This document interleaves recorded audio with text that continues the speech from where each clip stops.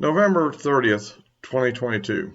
I hope everybody had a good Thanksgiving holiday, and so we're back to things this week. My last video, I went into the elections, particularly focused on the House, and kind of give you an idea how the House races turned out, which led to, while the Republicans did gain control of the House, it was a little bit of a disappointing performance in terms of the total numbers. And of course, the Senate side still kind of awaits what's happening in the runoff in Georgia. But in today's video, I want to get a little bit more into looking at some selected House cases to kind of see how is it possible that the Republicans won the popular vote by 3%, which actually exceeded the Real Clear Politics average, and yet ended up with such a minimal number of additional seats. And I think this will be kind of illustrative and to see that. Now, by the way, if you stayed after I get through all that at the end of the video, I do want to make some comments on some other topics, including the situation and the ongoing war in Ukraine. But first, let's go ahead and we'll get into a chart here I prepared, which will kind of show us something. This chart here is titled 4 2022 House Races, and I think that illustrates a little bit of what happened in here because they all have some interesting characteristics and some potential. One of them has a prospect for future potential. Look at California 21 first of all, and you look at the total vote. This is a race where the Democrats won. It's already been called. The Democrats got 66,504 votes to the Republicans 56,600. So it's a Democrat win, but look at how small what the number is. The total vote is 123,000 votes. Now, go over here to Texas 12. Now, here's a race that was not very competitive. It was hardly any competition at all. And yet, look at the total number of votes. Republicans won overwhelmingly 152,000 to 953 to 85,026. But the total vote was 237,973 votes. And yet this was a race that wasn't even competitive, where the California 21 clearly was close enough it could have been competitive. Now look at a race here that is competitive, Missouri 2. Now this is a race where there's a lot of political ads, money raised, and so forth. And look at the total vote, 292,674 votes.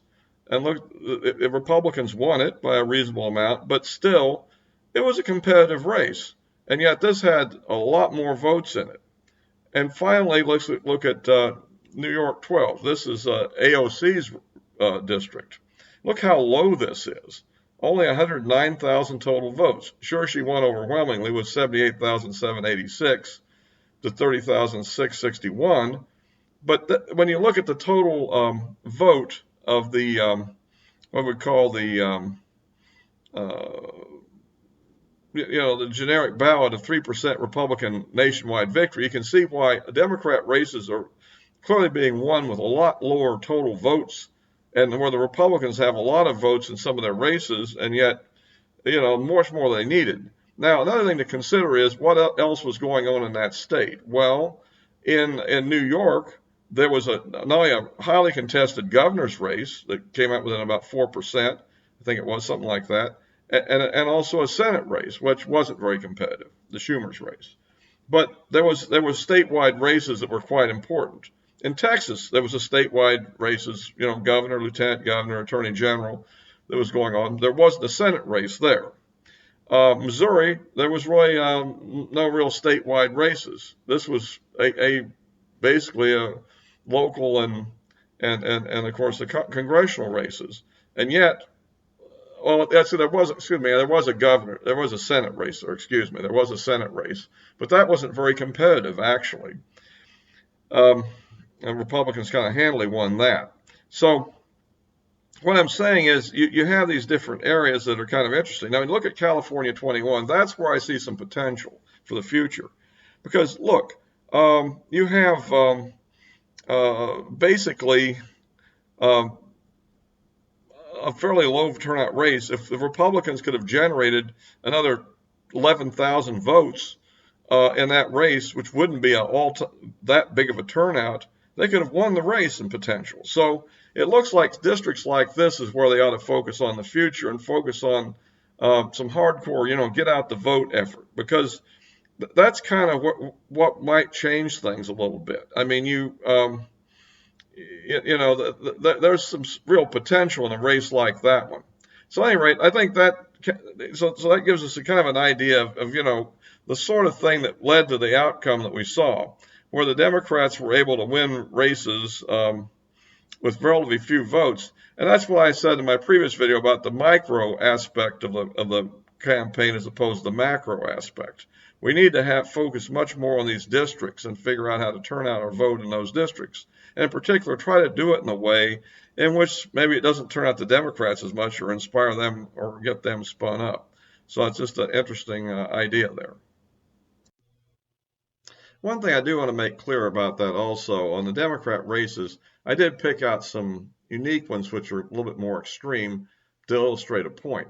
Many of the races where the Democrats won with a fair margin did have bigger turnouts, perhaps because of competitive statewide races or whatever, but they would do that. But still, there are many cases like the ones I'm pointing out too, which I think would provide future targets of opportunity if it's handled correctly. One thing that I think we need to do is, to some degree, focus on tactics, as I mentioned before, where we can turn out our vote without particularly spinning up the opposition. And that's one of the, I mean, the degree to which you don't motivate your opposition with your own approach is almost as good as something that motivates your own supporters to some degree. That requires some careful tactics. But anyhow, so I just thought that people might find that interesting, and as we kind of recover from the election. But the good news is we really did win the House, and so if we can avoid an insane fight over who the speaker is going to be, which is absurd, but we'll see what happens on that.